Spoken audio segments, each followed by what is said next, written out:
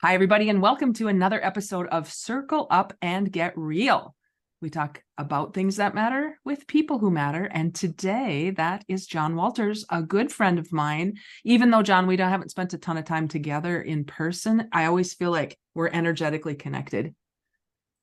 Yeah. Oh, absolutely. Like when I met you, it was just like finding home. Like I knew you were one Oh, of the people immediately, you know? yeah. So very grateful to be here. Thanks for having me. That's so awesome. I love that you said that. It feels like I found my people because in my experience of living this many years on the planet, that was pretty much what I was always doing, looking for my people and not ever really knowing where to find it. And then not really knowing myself well enough to know when I connected with people. So it's kind of a journey, isn't it?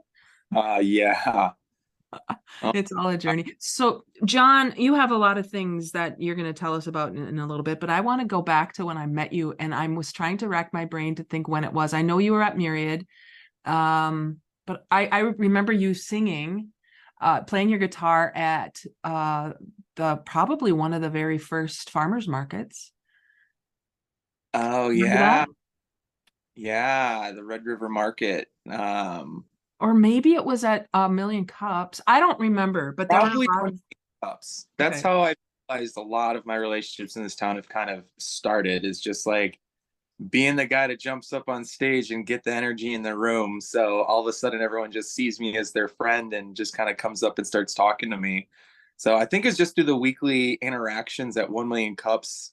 And then obviously, both being engaged community members, we're seeing each other at events and different things. And now it's like, hey, there's a familiar face. Let's go say Mm. hi. Right. That's so good. I love that. So you're not originally from here. You're a Wisconsinite, but we have accepted you as one of our own, which is awesome. So how did you get to Fargo, Jon? A convoluted story.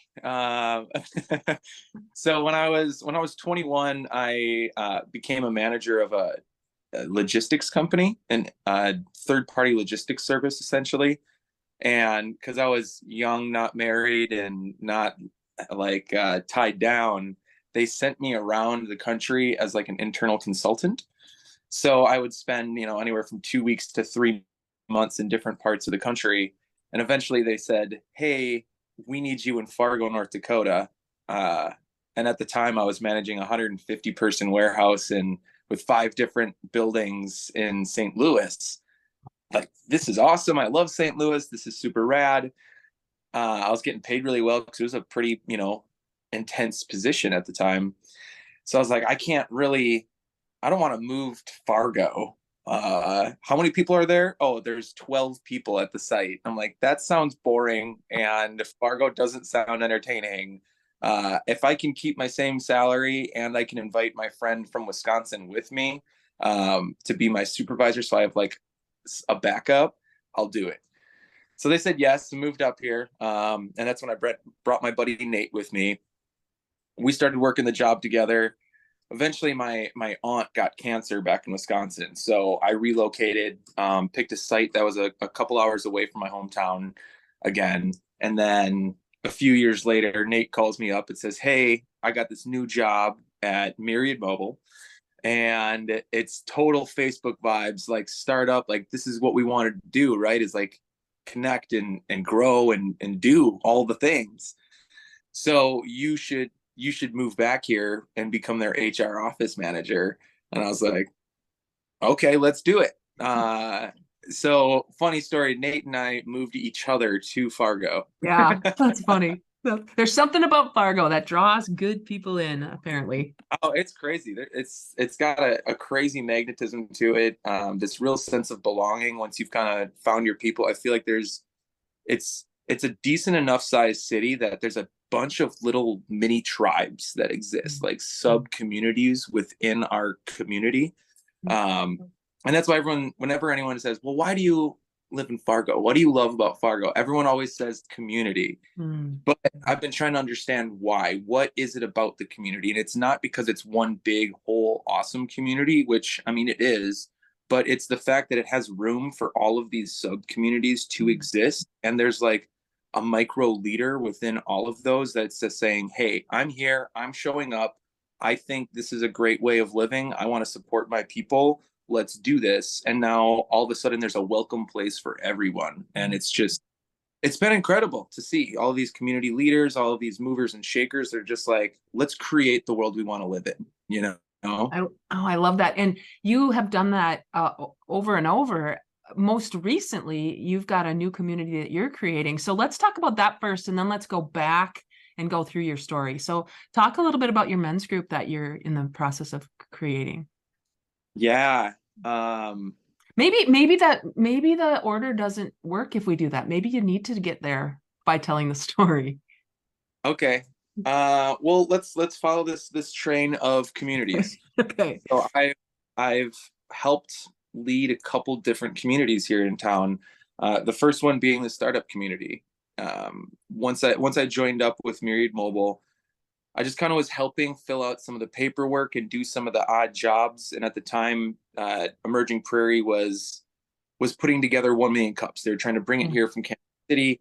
So I was like doing some of the paperwork stuff. And then they said, hey, it's the first week, go show up and just help get things set up. So I did. And then Greg was like, hey man, I really don't want to like tell everyone to sit down. Can you like be that buffer person? I said, absolutely. So I just get there and I'm like, hey, everybody, welcome. Like, first 1 million cups, let's go. And from there, it just kind of spiraled. And I ended up being, the MC or host or whatever you want to call it for the next 2 years from that point. And it was awesome because I just got to run around, support everyone's dreams and missions, and just like feed off of all of their passion of what was happening. And I said, hey, I love this city. I'm here now. They've welcomed me in.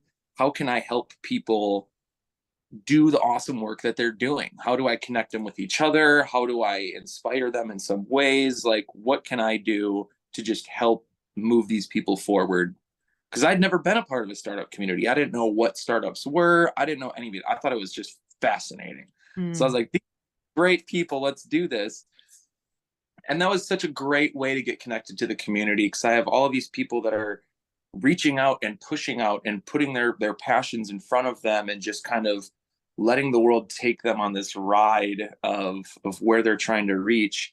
So they're always just like reaching out, whereas a lot of people you find really kind of pull inward, and they're trying to like protect themselves, protect their boundaries. They've been through some stuff.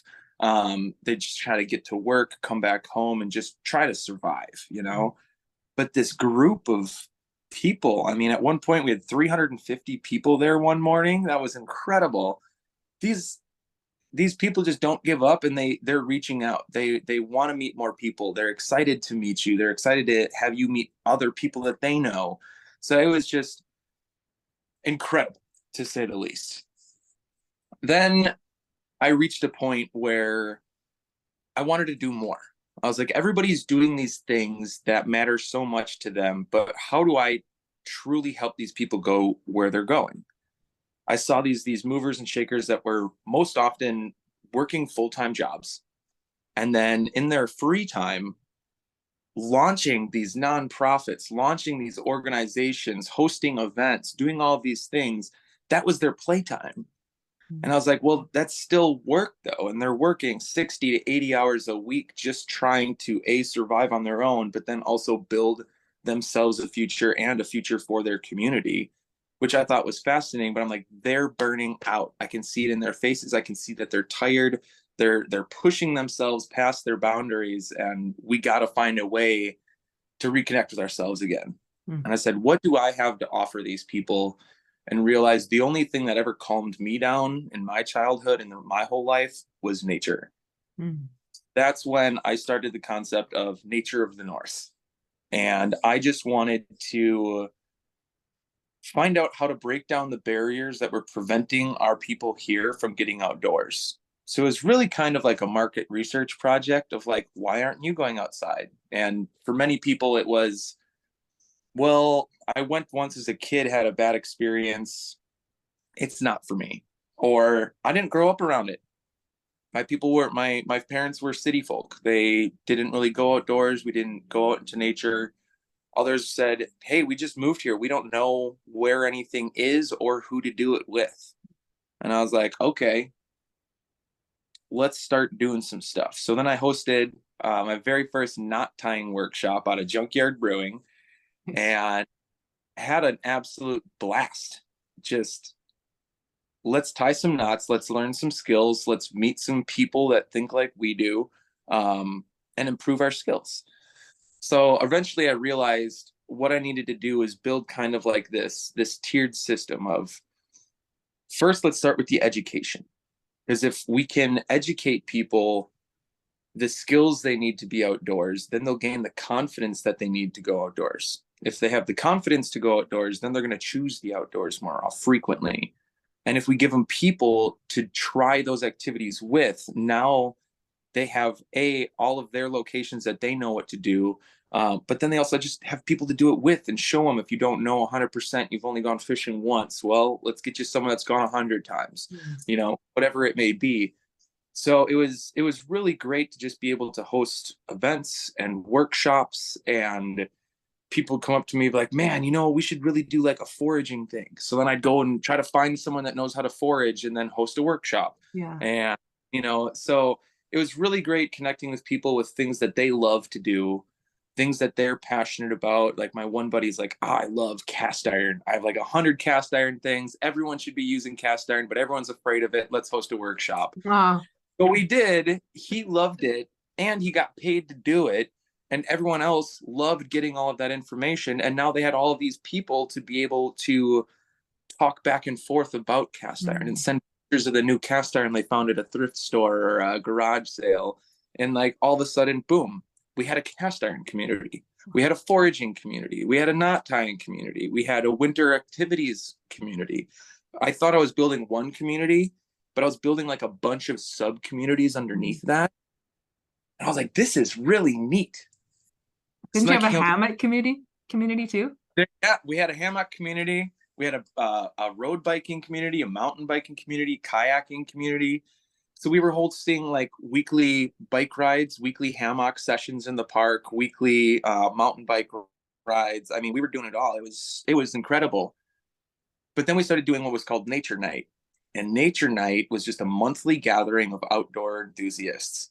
And we would bring in a different guest speaker to share their perspective of the outdoors.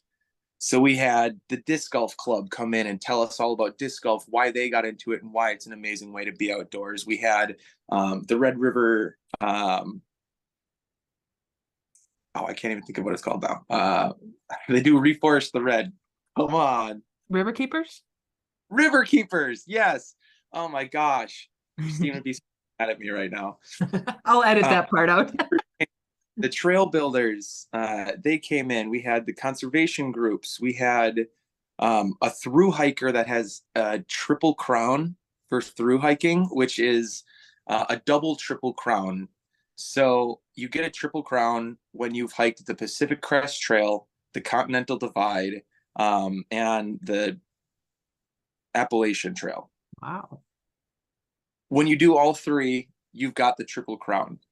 He'd done it twice. Wow. So when he came and spoke with us, he had about 70,000 miles on his feet on trail. So we got to hear all about him, but it didn't matter which one of our little sub communities these people were a part of. Nature Night was for all of them. So you'd have people that love fishing showing up and hearing about disc golfers. You'd have all of the rock climbers showing up and hearing about the river. And it was just like, we just wanted to find people that like the outdoors like us and hopefully inspire ourselves to find other ways to get outside. So it was really just this incredible thing that I never really had much of a plan for. I was just kind of paying attention. I was talking, I was asking questions and just seeing what it was that our community needed for me to create instead of creating something and say, here, take what I have and just shove it down their throat. It was no, let's build this. We are in an interesting demographic here or geography of North Dakota, Minnesota border where it's pretty flat. We don't really have a lot of tree stuff right around us, but it's nearby in the Minnesota side. So how do we get people out there, and it was just so great. So I've loved the learning process that came with that. we can talk more later about where that whole journey went with Nature of the North and what it currently resides at. But I think that's relevant right now, though. I think in this conversation, because part of what I'm understanding about the people I've had the pleasure of interviewing for this podcast about getting real and what that means to be real is the journey doesn't always turn out the way you intend. And sometimes, like you don't even really have an intention. You're just paying attention. So it's not an intention, you're paying attention and you're recognizing what lights you up, and that energy attracts other people to what lights you up. And as your journey shifts, then I bet the journey shifts for others. And I'm making that up, Jon. I don't know if that's what happened, but you want to? yeah, What happened? yeah, that's spot on. So it eventually grew. Someone reached out and says, "Hey, I've been following you. I love what you're doing. I've fallen into some funds. I would love to give you a loan to open up a physical location in Moorhead if you're down." I said, yeah, let's do that. That sounds great. In the process of building out the space, I had connected with someone that was trying to build a climbing gym in town and said, well, let's do this together then. Let's build a mini climbing wall so that you can build up that. I love bouldering walls because bouldering wall to me was one of the ultimate forms of community. If you've never been to a bouldering wall, it's a short height climbing wall, usually maxed out at like 15 feet, and there's just a big padded surface underneath it. Well, you go up there, you climb your route, and then you come back down, but it's really like intense type of climbing. So you want to push yourself on the hardest route you can, and for 30 seconds, it's like everything that you got. But when you get done, you need a break. You need to rest, you need to breathe, so you need to rest your hands out. So you kind of sit there and then you watch the other climbers. And as you're watching the other climbers, you're learning from those that are better than you. And then you're giving advice to those that are climbing like newly beginners. And then you start finding people that are climbing your same routes. And like, oh, you're at the same level as I am. Let's do this together. Let's start solving these problems together. Each route is considered a problem to solve. And if you've never tried the problem before, you're just trying to figure it out. You have no idea. But if someone's been working on the problem, they can figure out parts of the solution for you. And now you're sitting there figuring out together. You're watching each other climb. And when you're both resting because someone else is on the route, now you're talking to each other on the mat. You're just laying there resting. What did you do this weekend? Where did you go camping? Where's the last time that you climbed outside? Who else do you climb with? Are you new here? Like all of these questions just naturally come out. So it was really beautiful. It seemed like a natural fit for us to be together because I wanted an outdoor community center. And to me, that mat was outdoor community. That was the end of 2019. We were set to open our doors April of 2020. Yep. Obviously, that was a problem. Right. We got the news in January, end of February, that hey, COVID's here. Everything's shut down until we figure out what's going on. I was like, okay, I could use another month to open up the store. Like, that's fine. We're just going to keep going by. We only interact with each other while we're building the space. I spent like 18 hours a day there working and building it out and like doing all this stuff, figuring out the behind the scenes, the point of sale, the retail, everything that goes with opening a physical location, And then it kept going and kept extending. And we were still paying rent. We started paying rent in January, but we had no income. So all of our projections instantly went out the window because we couldn't open for 4 months. Then we were able to open, but under 25% capacity. And that 25% capacity went for the first 9 months that we were open. So I could have 11 people in my climbing gym at a time, including staff. Wow. Needless to say, none of the numbers worked anymore. None of the original plans worked. All of our events that we were planning on hosting all got scrapped. We couldn't do a grand opening. We really couldn't do anything. So as soon as we opened, I already felt so many things. Hmm. Uh, but I felt like I was behind. I felt like I was struggling. I felt like I had to prove myself that I could make it through this. We couldn't get any PPP loans or anything because we didn't have any previous year Mhm. history to show that we lost money. So it was kind of like, well, sucks to suck, Jon. But I was like, no, we got to be able to do this, you know?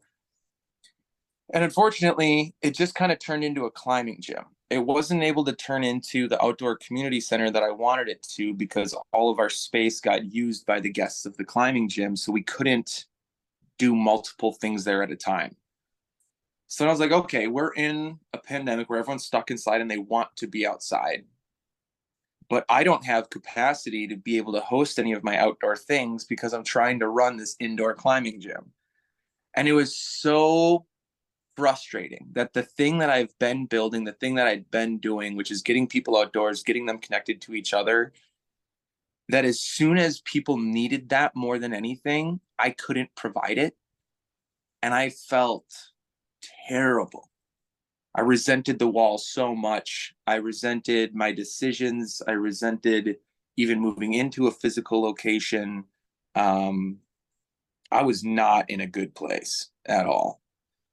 But I had to keep going. I had to keep this thing afloat. I had loans out. I had expenses. I had employees. I have members. I have all of the pieces of the puzzle moving and growing, and point of sale issues like you wouldn't believe. We went through 5 different point of sale systems while we were up and running.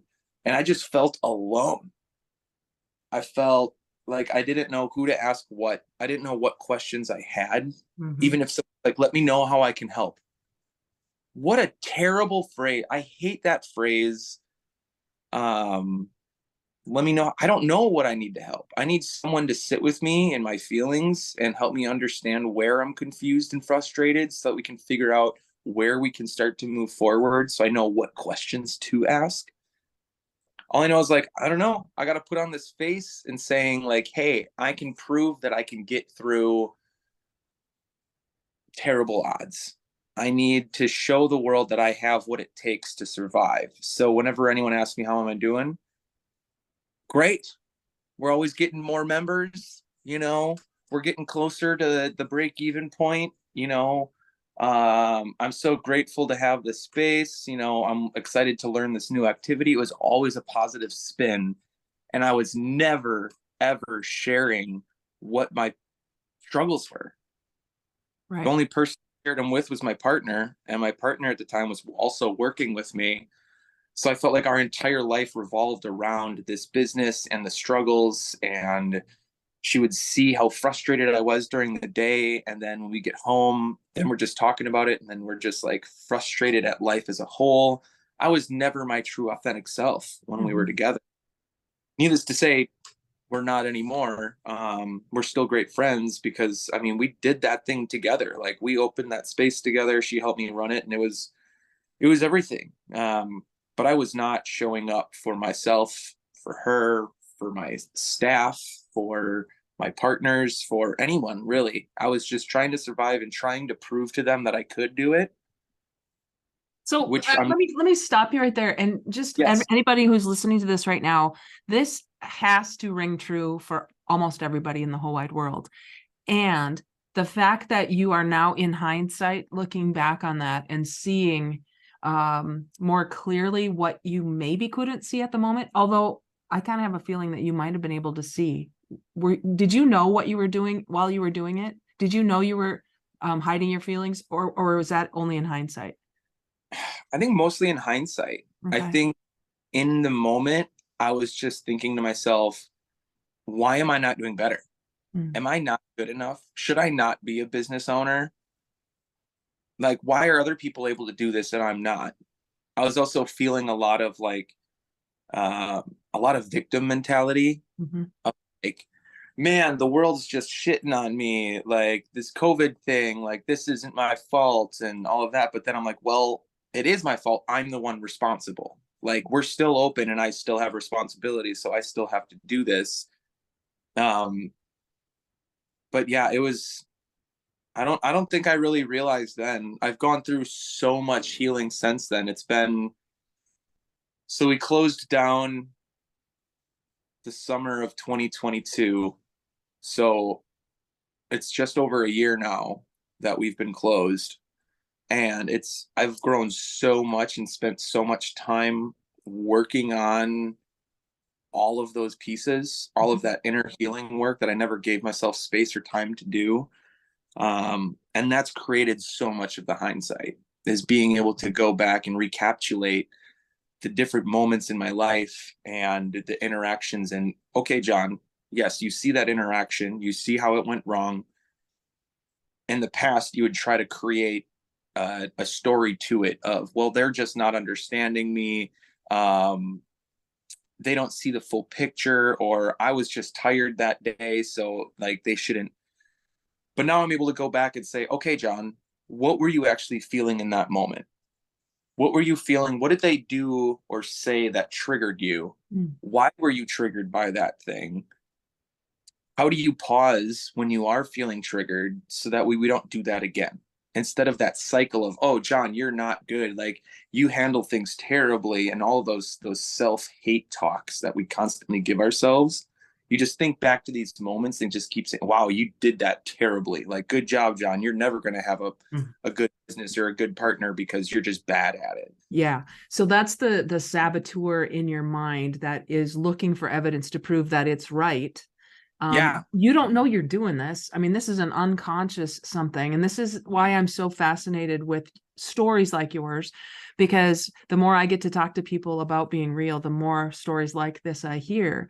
When people have a space to be real, when people have a community like we've been talking about, building community, finding your people, that's based on authenticity and vulnerability and transparency. It's such a different foundation from which to build, which I know your last year has brought to you. So let's go back to 2022. You closed the gym. Then what? What happened for you? I left. I had to leave. I couldn't have anybody asking me, because there were so many people that didn't know that we closed, Yeah. do a huge public announcement. I just did it on our page, and I shared a little bit socially, but like I didn't do a press release. I didn't do anything. So there's a lot of people that just didn't see that we closed. So like every day I'd have someone ask me, how's the gym? And then I'd have to tell them, well, we're not open anymore. Or I would just lie and say it's fine. Mm-hmm. Um, but then once everybody knew that it was closed, give it a couple months, then how are you doing? I was like, I don't know, not good, but I don't want you to think I'm not good. Right. Like, I don't, so I didn't know how to answer. I didn't know what I was feeling. All I knew is I was in pain. I was frustrated. I was confused. I didn't know how to dissolve a business. Still don't. It's absolute chaos. Still working through it. Mm-hmm. But I needed to leave. So I went home to Wisconsin for a little bit. My mom was living in a farmstead. And she had converted one of the upper spaces into an Airbnb. So she's like, hey, I know you can do construction stuff. Do you want to build an Airbnb in this other area so we can have a second one? Because we're getting a lot of people in here. So I said, sure. So I spent last winter building a whole apartment for my mom, and I learned a ton. I got to practice a bunch of skills. I was doing a bunch of videos and time lapses, which was giving me time to work through all of the feelings that I had been dealing with. Um, but I had a new partner that moved with me, and we had got this little puppy, and we're gonna do the whole thing. We were gonna build out the space. I bought a bus, and we were gonna build out the bus, and our plan was this fall to be out on the East Coast. Well, everything imploded while we were back home, because I know I'd grown a lot since I'd moved away, and I thought I could really re-interact with my family and deal with all of those past things that had been sitting there. I was like, hey, there's been enough time. We're adults now. Let's talk through what happened. That was not the case. I went back home and I reverted back to all of those teenage triggers. I was not a 30-year-old man. I was a 15-year-old angsty teenager. And anything that came at me, I confronted the same way I did then. I was so frustrated. I snapped at my mom a lot. I was snapping at my partner. I was frustrated with the puppy. I was mad at myself for messing up on the Airbnb when I wasn't in a good mind space. I was trying to move fast because I wanted to leave there because I wasn't feeling safe. It was it was a really dark time. So I was trying to run away from a dark time and I went darker. Darker. Yeah. And the weird thing about that for anybody listening, but you take yourself wherever you go, right? I spent a lot of my career running away from a bad job to find another bad job. And I don't mean the jobs were bad, because I was the common denominator. But it was really easy to blame the jobs. And then I'd take myself with me to the next one and take myself with me to the next one and wonder why I was so unlucky to get all these bosses who just didn't get me, until I realized, oh, it could be me. Mm-hmm. Mm-hmm. And not in a bad way, but in a, oh, so if it's me, then I have all the power. I have all the tools. I have everything I need. I don't have to keep looking outside myself for somebody to give me permission or somebody to give me validation or any of that. And I'm kind of sensing that's sort of where you are, Jon, because we have talked a couple of times since this happened. Is that fair to say for you? Yeah, absolutely. I'd say I've been on this like spiritual journey for a while now. It definitely started when I still had the space. I was starting to get introduced to, crystals and singing bowls and meditation and all of those things. And I didn't really know what I was getting into. All I knew is I was broken and I needed something to help. And coming from uh, originally a Catholic background into a non-denominational Christian realm, I'd always had this sense of like spirituality in my life, but it was always from a religious background. But now I was coming to the space of like, I feel like just a human, but I need a spiritual component to who I am. I know that there's something more, but I just don't like what was presented to me originally in life. Mhm. So I started finding these different things. I started finding some really good books. I read the Four Agreements, and that was a game changer for me. Mhm. I was like, man, if every person just received the Four Agreements on their 15th birthday, the world would be a way better place. Right. Okay. So I started buying extra copies, giving them to friends. And then I found the Fifth Agreement. So I read that. And then I went back to the Four Agreements. And then I went to the Everything Toltec Wisdom book, which is just incredible. I've now read through that one 3 times, Fifth Agreement twice, the Four Agreements, I think 4 times now. The Mastery of Love, like a few, like the Toltec Wisdom route paired with some of these other spiritual components of like, let's just sit, meditate, and be with ourselves has helped me kind of start to find that inner work and sit with all of those big feelings. Mm. And when I was in Wisconsin, I was carrying a lot of that with me. And like my partner at the time was very into it as well. So we were trying to work together through this spiritual component, but we were both in a state of like needing to work on ourselves. We weren't really ready to take in a mirror, you know? Mm-hmm. And we were both being a mirror for each other, and it became a very toxic situation of we're trying to fix ourselves, so we're holding up our boundaries, but our boundaries are creating distance between us. So it was a wild ride, to say the least, but I had finally given myself the space to start feeling the feelings. Like I Mm-hmm. was saying, I never really knew what I was feeling. I would just revert back to the 3 emotions I knew growing up: happy, sad, and angry. Mm-hmm. That's Yep. all I had in the toolbox. And when I was confused or frustrated, um, it usually just came out as angry. I was just angry. And it wasn't that I was necessarily angry at others. I was angry at myself. I was angry that I couldn't communicate better. I was angry that I didn't understand what I was feeling so I could communicate it to someone else.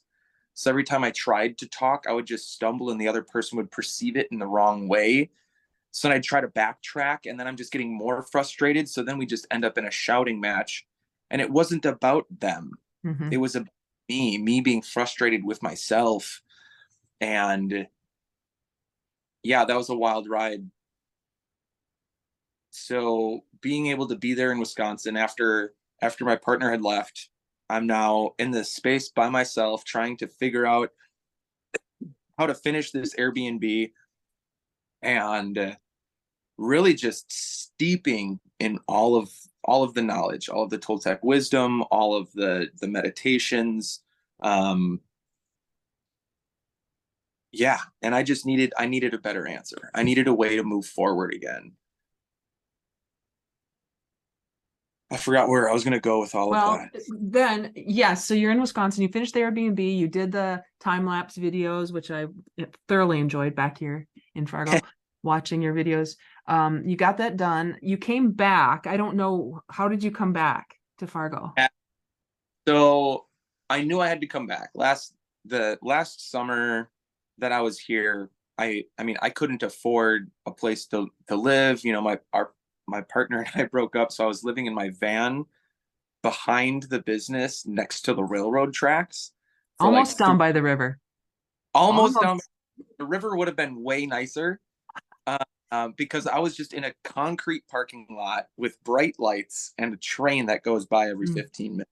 mm, And I lived like that for like 3 months in the dead of winter. I moved into the van the first day that we had like 100 degrees.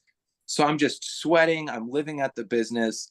And like, to be honest, like I was pretty much just drinking and smoking myself silly every mm, day. I didn't want to fall asleep. I wanted to pass out. I was trying to run away. mhm, And I knew I couldn't do that anymore. I knew I couldn't keep peeing in a jug. Like it was so, I was straight up homeless. mhm, So I reached out on Facebook and says, "Hey, does anyone have some property that I can just park my van? I need a space to just like be in nature. I need somewhere to go." And so I was gotten in touch with these people that have a property 45 minutes north of Fargo and said, "We got a farm. Come up to the farm. It used to be a CSA, community supported agriculture. And at one point, they had 250 members that they were giving a box of food to each and every week.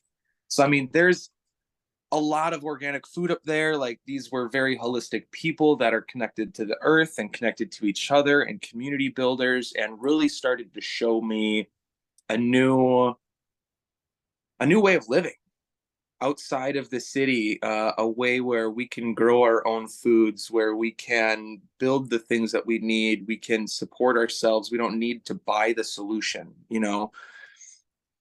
So it was great, but I went up there and I mean, not much had changed other than I had a new place, a new mm, environment in. So I was up on the farm and basically just cried my way through the summer.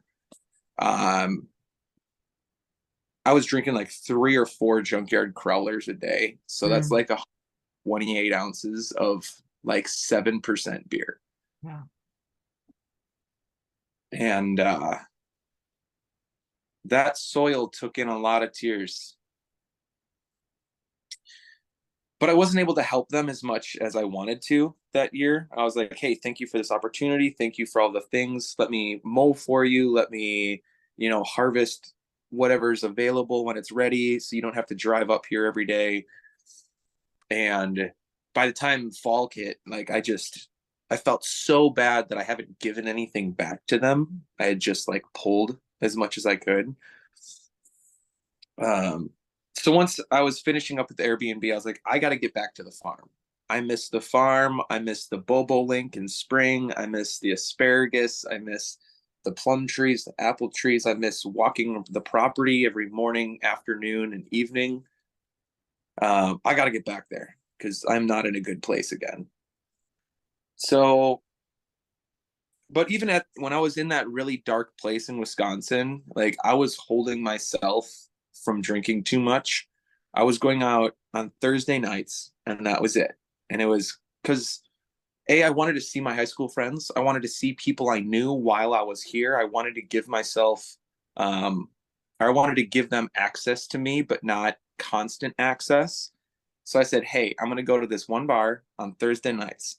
I'll be there at 4 o'clock and I'll leave at like 7 or 8. And it was perfect because I'd get there, the bar was empty. One of my friends from high school, she married the owner of the bar. So like I would see a lot of my friends in there, and I would just sit there and I would journal. Mm. Journaling has been a big part of this whole journey for me because I've been journaling for about 2 years now. And that journaling aspect, man, like many times we don't have like a safe place to share some of our thoughts, or we have a safe place, but we don't feel safe in that space Right. or whatever it can be. Or we're just in our heads and letting it cycle and cycle and cycle and cycle. And you give yourself 100 different versions of that story and none of them are good. Mm-hmm. But once you're able to write it down, once it was down, that was the statement. That was what your thought was. Then you go to your next thought. Yeah. Next thought is, well, actually, it's more of like this than that. Mm-hmm. That, well, actually, it's actually more like this than that. So now I was able to start dissecting. I was able to start pulling out the pieces. I could get all of those crazy thoughts out of my head down on a paper, and then I'd read it and say, that's a crazy thought, Jon. Like, what is, and it helped me so much. Right. Then it was great because now I'm at this bar journaling and Yeah. reading. Yeah. People in rural Wisconsin seeing me journal in a bar were like, who is this guy? What is Mm-hmm. going on? And I started seeing the looks. I started seeing the question marks, especially the regulars that would see me there week after week after week. And eventually they would come up, start asking me questions. What you reading? What you writing? All of those things. They didn't understand what was going on. Um, but in that moment is when I started to realize all I have to do is just show up. I don't need to do anything. I don't have to create anything. I don't have to produce. All I have to do is heal, do the inner work, and just show up each and every day. Wherever I am, be me in that setting. Mm-hmm. And my light just started to shine. Like people just started gravitating towards me like a bug in a zapper. Like it was incredible. So I was only drinking Thursday nights, and that was nice because also you don't get wrapped into the after parties because everyone's got to work on Friday. Sure. So they don't say, hey, we're out till 2 a.m. tonight, and then we're gonna go over to their place for after party. It's like, no, people started going home at like 8, 9, 10. Right. So really nice because I was preventing myself from making poor decisions, Mm-hmm. but I was still able to engage in that realm. Yep. And I'm really grateful for all of that. It was also ramen night, so I always had really nice ramen on Thursdays. But once it was time to finish the Airbnb, I was like, I gotta go, Mom. I love you, but probably not going to talk to you for a little bit, to be honest. Like I need some space. I don't know what I'm thinking. I'm frustrated. I don't know why I'm mad at you. I'm not mad at you. Mm-hmm. I'm mad at the situation of my childhood, Mm-hmm. and I'm holding on to a lot of that. You're not who you were then, and also neither am I.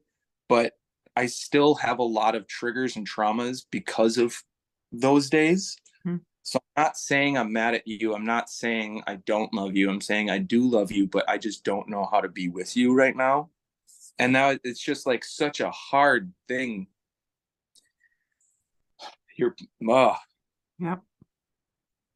we all love our parents, and we all know our parents are just giving what they could Mm-hmm. with what they were given Right. from their parents. And we're always just trying to do our best. But man, um, I've held a lot in, and Mm-hmm. there's a gap in our relationship still that hopefully one day we'll be able to work through. And I'm sure other people can resonate with um, issues from childhood with parents, whether it was with your mother, with your father, with your parents against each other, Yeah. or not having access to either of them and being completely alone. I had a little bit of all of it, to be honest. So I felt really bad that I couldn't be there. Like how healed are you if you can't even Mm-hmm. like heal this stuff with your mom? Um, but we're growing. So I was like, it's time to move back. I need to be back on the farm. It's time for me to give more to this farm. Like I'm finally in a place where I can I don't have my business anymore. Most of the things are wrapped up. I still have a storage unit full of all of my stuff that I can slowly unravel through the summer. You know, I'll spend a weekend there, start sell off a bunch of stuff, then come back, do it again, and by fall we should have everything wrapped up. I can get rid of the storage unit and we'll be okay. Mm-hmm. Well, I was back for about a month, and all of a sudden I get a phone call from my landlord saying, "Hey, I sold the building that your storage unit is in. You have 2 weeks to get everything out." Oh, wow. I was like, "Dude, I'm broke, so I can't hire anybody to do this. Um, there's not enough time for me to try to rally a crew to make this happen." I put out a couple posts on Facebook, but a couple people do the whole, "Yeah, I'd love to help," but then just like aren't available or Mm-hmm. accessible, follow up or whatever it could be. So I was like, I'm just going to do this. Let's just knock it out. I was doing van loads at a time up to the farm. I think it was $25 round trip for me in gas. Mm. Uh, all of a sudden, I'm getting to the end. I had $75 left in my name. And I was like, that's 3 trips to the farm. All right. So, like, what's going to come with us? What are we just going to like put for free on Facebook Marketplace? Let's make it happen. Well, I was moving these big tables by myself. And they're bumping into me. I'm jostling around because I'm running around like a lunatic trying to make this all happen. And all of a sudden, like one morning, I I wake up and I see these like veins in my arm, some weird bruising type thing. I was like, that don't look right. Whatever, I bruised myself. It's okay. Let's just keep going.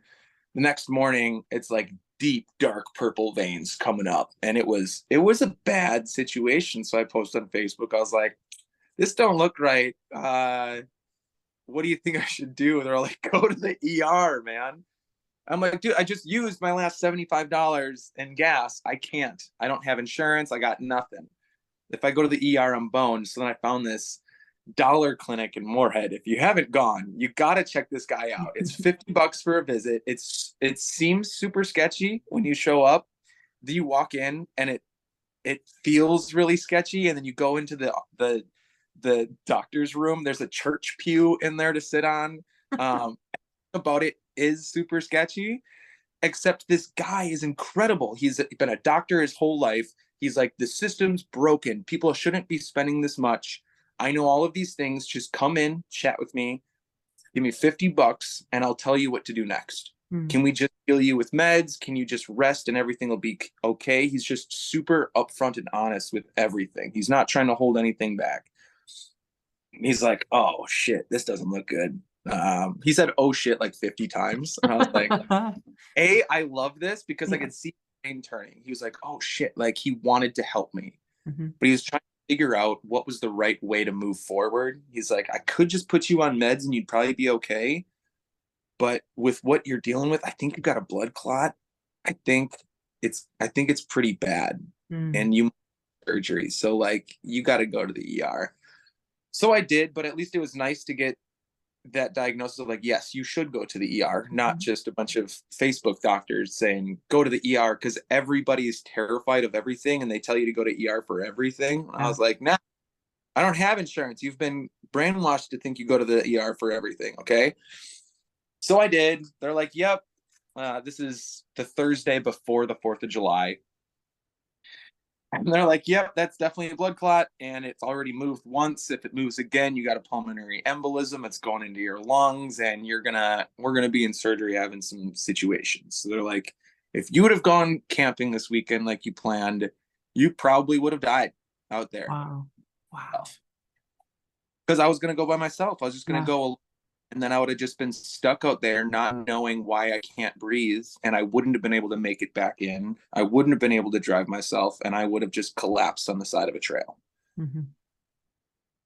So all of a sudden, with all of this that I'd been holding on to and working through over the past year, now all of a sudden I get this death scare of like, okay, Jon, this is actually a part that I haven't really shared about any of this because I've been sharing a lot of this very openly. I've been trying to share the emotions that I'm feeling through it because I know there's a lot of other people that feel things and don't share it. So they're doing it alone.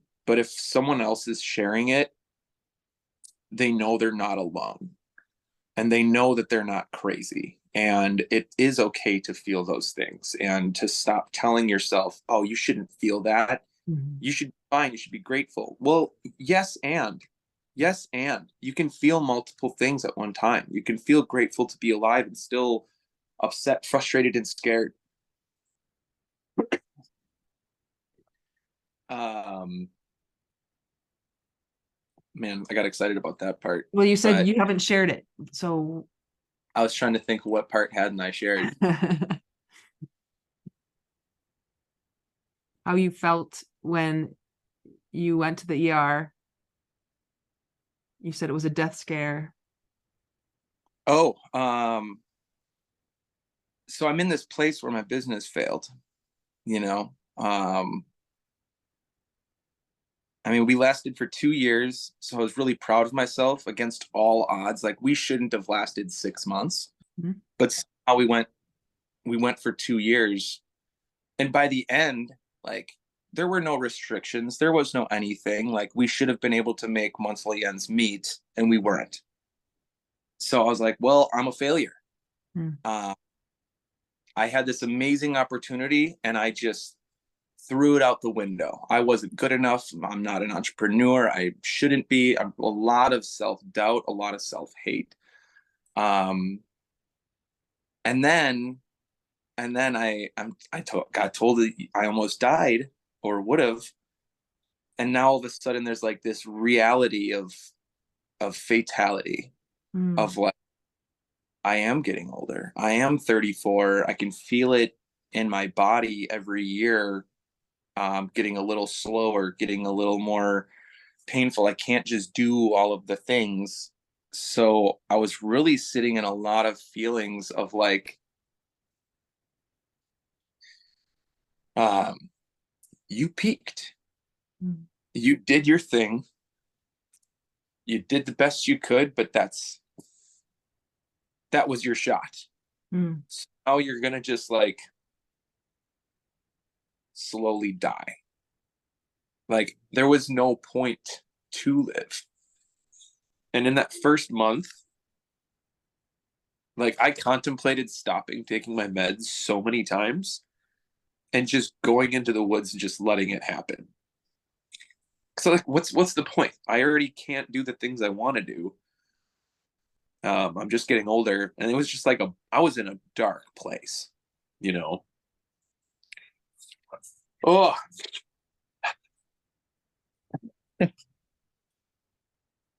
eventually, I was able to get out of that. The first month was the worst. And then I What talked give to my us the doctor. timeline here? Because this isn't that long ago. That was, I mean, that was the 4th of July. We're in the middle of September, so that was about 2.5 months ago. Yeah. So about a month and a half ago Okay. is when I was seriously contemplating like just disappearing. Mm-hmm. That's crazy to think that it was only a month and a half ago, because now I feel like I have so much to offer. I feel like literally just showing up, sharing my story, sharing my learnings, any of those things, is all I really need to do. And I've had so many people reach out on Facebook or Instagram or send me text messages saying, dude, thank you for sharing. Like, you don't understand what your open vulnerability has done for me, and to share that I'm not alone, and the ways that you've looked at things and your perspective is helping me. They're like, just thank you. You're literally changing my life. And I was like, man, turns out if you just share what you're thinking and feeling and being vulnerable with people, and that's it, you can change someone's life. Which changes the world. Exactly. Exactly. Yep. Yeah. So what was really cool about this this brush with fate is all of a sudden it gave me all of this space. where they were like, okay, so we're putting you on meds, but you still have a blood clot. Like, it's still there. Like, nothing has changed. There was no surgery, there's no anything. All we can do is give you this medication that creates the best environment for your body to naturally dissolve it and do what it needs to do. Mm-hmm.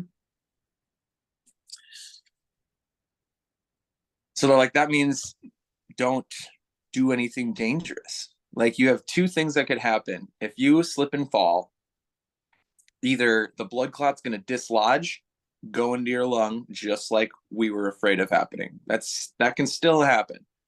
Also, you're on blood thinners now. So if you hit your head, you could internally bleed and die.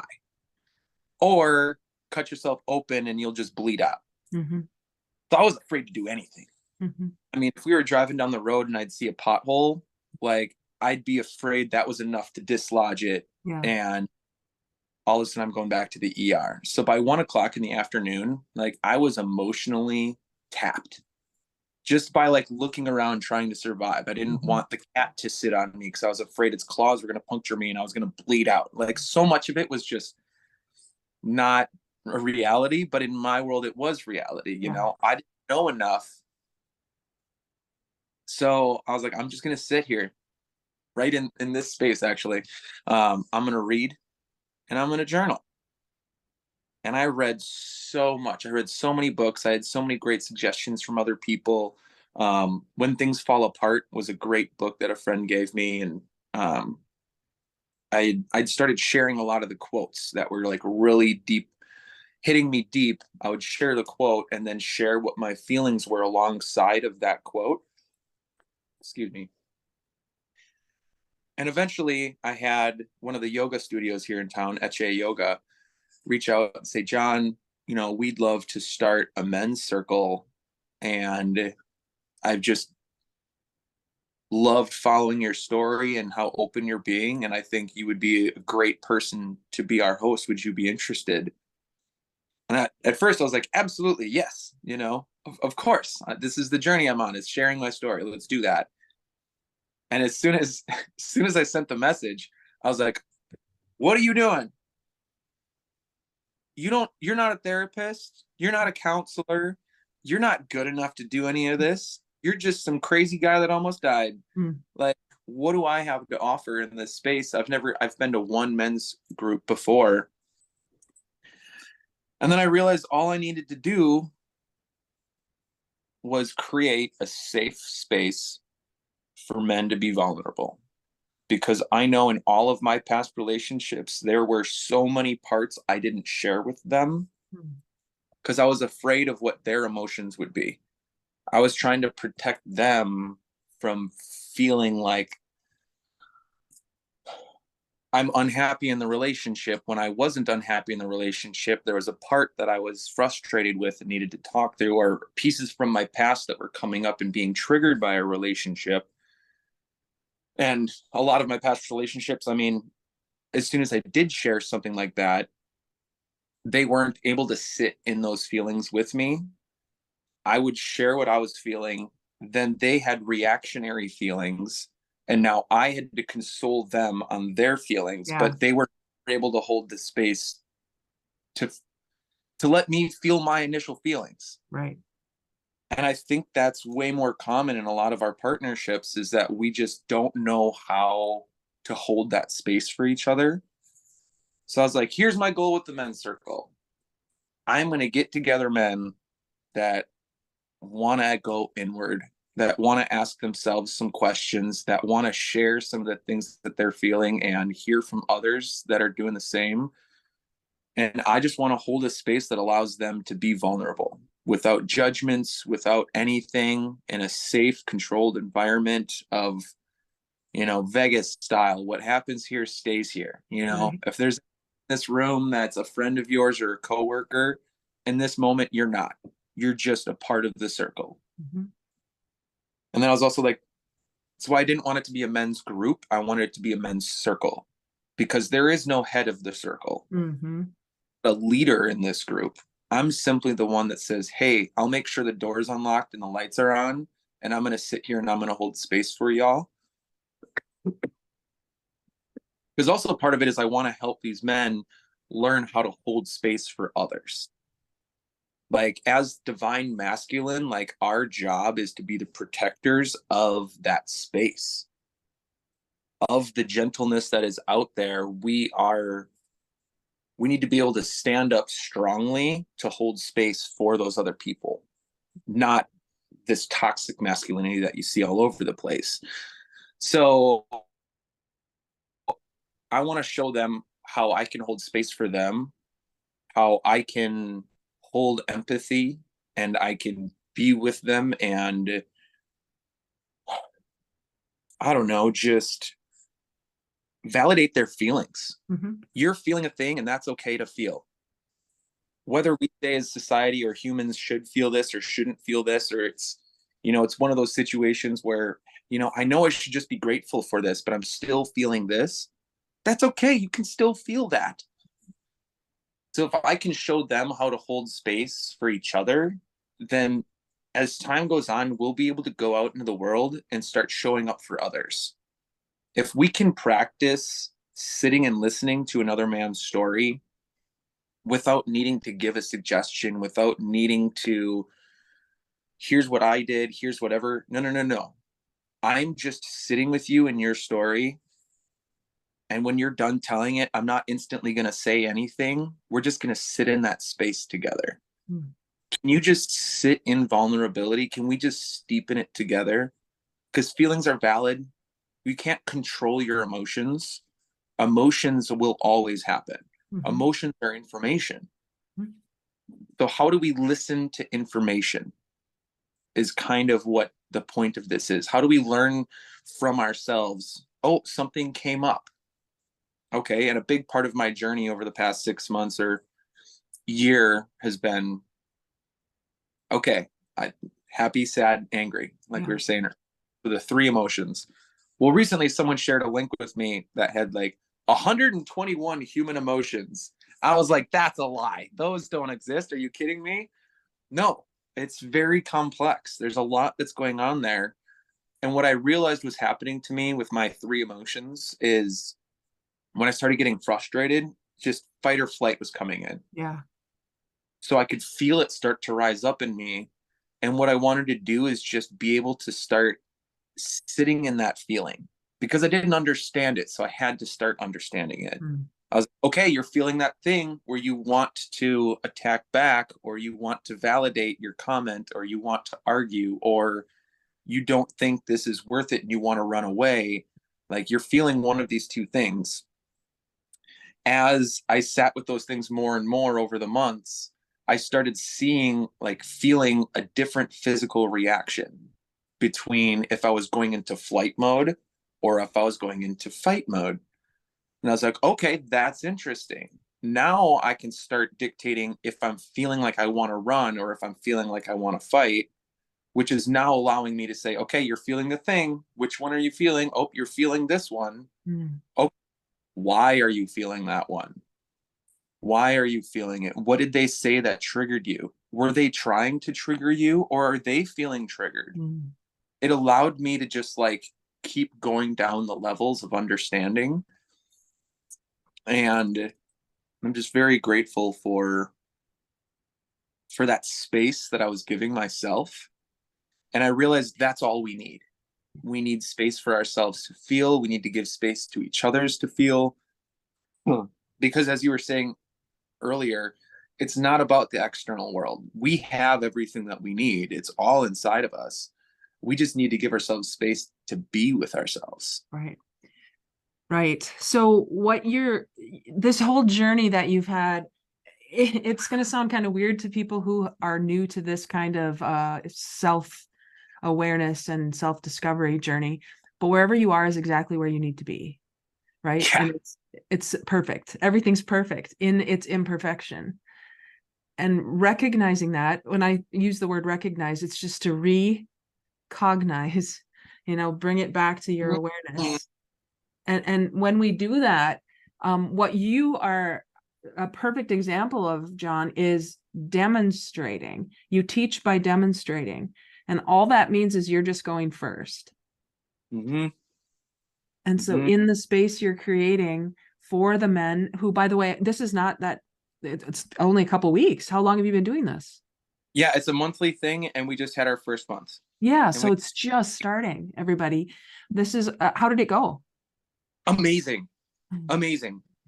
Um, I've been reading a ton of articles because I was feeling all of this anxiety. So I was like, how do you lead a men's group? Like, what should a men's group be? And um, all of those things. They said, okay, your goal is between like 6 to 14 people is like a really great number. So we were like, man, if we can get 4 people to show up, that'd be a great start. And we'll slowly, over 6 months, maybe be able to get to 10.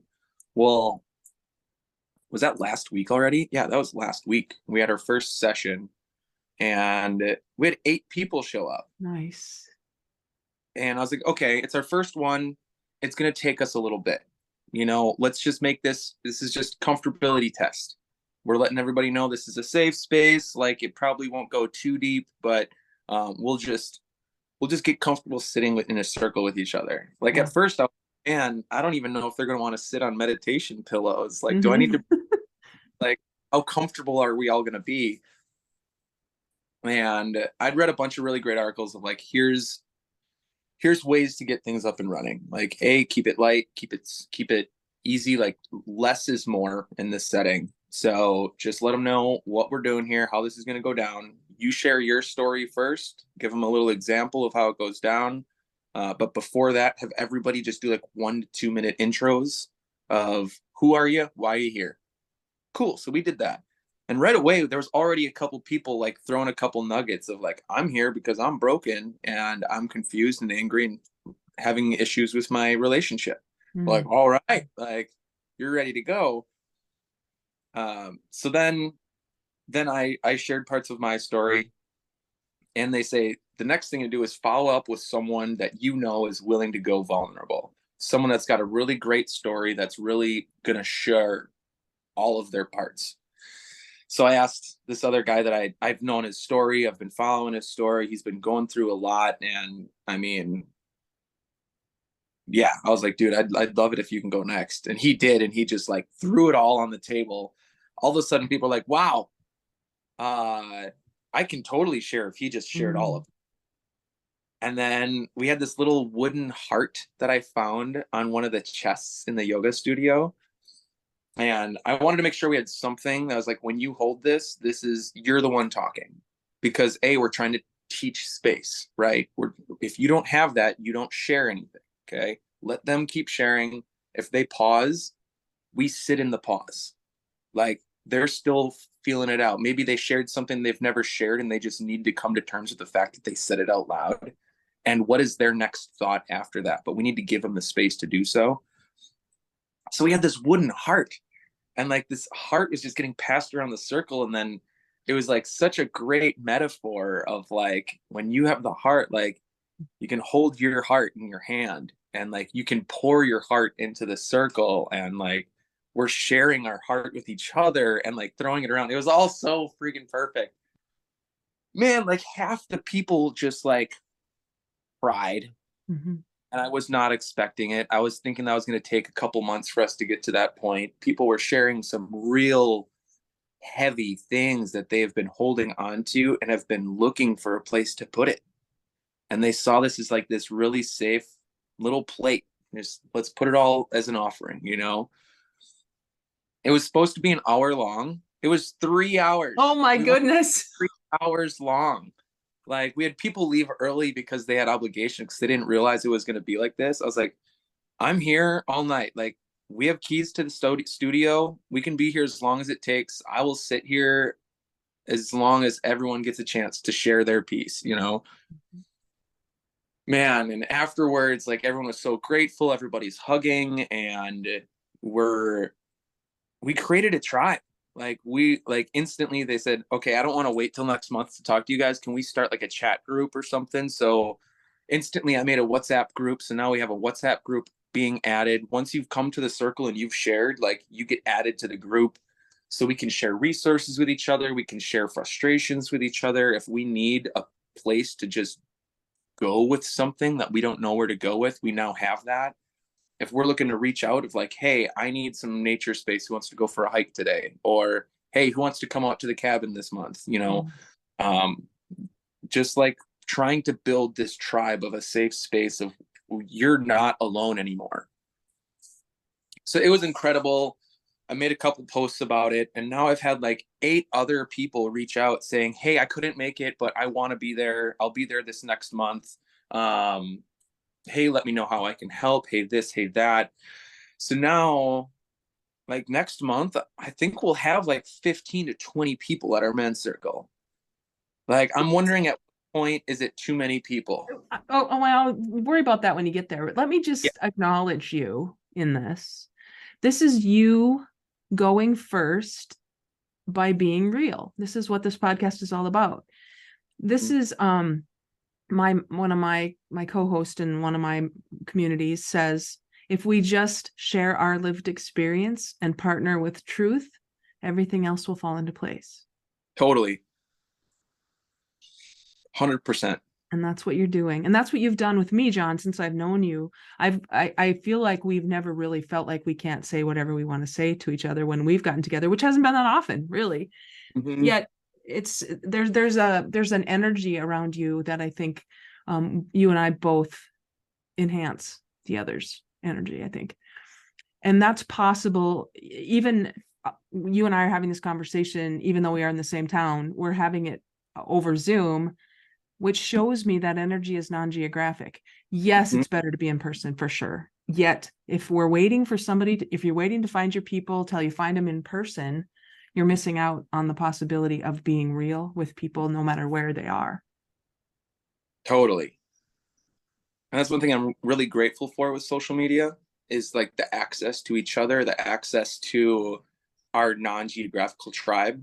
Like I found so many people. I'm a TikToker, but like an actual like content creator. Like I like sharing my story, and I get to find people all around the world that resonate with my story, which helps me validate in continuing to share it, which has given me like the internal power to share it on my personal social media, which allows all of my friends and people like yourselves to be able to see more of my story. So you can see more of my heart, and I can share it more with you. So even if we don't see each other regularly or have a lot of one-on-one conversations, like my conversations are getting to you and your stories are getting to me. Like you might you have the space right now, and I couldn't have been there for you to share it with me one-on-one, but it received its way to me.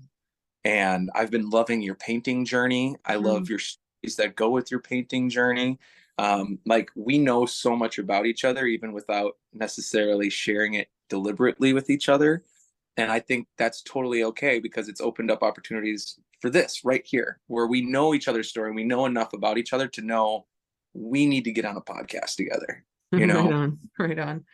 Oh, everybody. So this has been a joy, and just the beginning of new journeys, Jon. If people are interested in your men's group or anything else, really, how can they find you? What's the best way? For right now, just reach out to me directly. Either send me a direct message on Facebook or Instagram, or you could shoot me an email if you wanted. So on Facebook, Jon Walters, you'll find me. You can find me through Jody's page. On Instagram, it's at Jon from Fargo. That's Jon from Fargo, which I'm from Wisconsin, but that's how much I love this place. I now call myself from Fargo. Do you know what my Instagram is? Because of you? Is it Jody? Yes. Awesome. Email? Email jonfromfargo@gmail.com. Okay. Or on TikTok, I am Jon of the North. Nice. Okay. Jon of the North at TikTok. Okay. Well, Jon, this has been a joy, as I said, and I appreciate your vulnerability always, your being real. I don't even have words for it, but we're going to talk about other things as we go forward to continue. And everybody, please reach out to Jon. Please find him if there's anything that you are interested in learning more about. And as always, everybody, go get real. Talk to you again.